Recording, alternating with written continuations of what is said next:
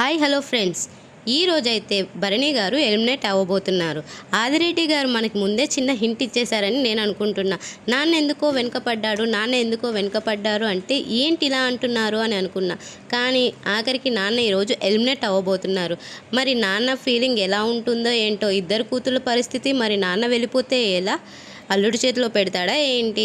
మనం వచ్చింది గేమ్ ఆడడానికి మాత్రమే. గేమ్ మీద ఫోకస్ చేసి కప్పు ఎలా కొట్టాలి అన్నది భరణి గారు ఆలోచించడం మానేసి ఇద్దరి కూతుర్లను చెరో పక్క వేసుకుంటూ నా కూతురు అంటూ ఇలా రిలేషన్స్ పెంచుకుంటూ వెళ్ళిపోయారు. ఆట అయితే శూన్యం అయిపోయింది.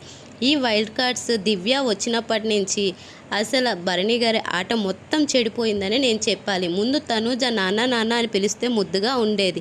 వీళ్ళిద్దరు రిలేషన్షిప్ బాగానే అనిపించేది. దివ్య వచ్చినప్పటి నుంచి అసలు రిలేషన్షిప్ నాకైతే అస్సలు ఏమీ నచ్చలేదు. నాన్న ఎలిమినేషన్ ఫెయిర్ అనే నేనంట. మరి మీరు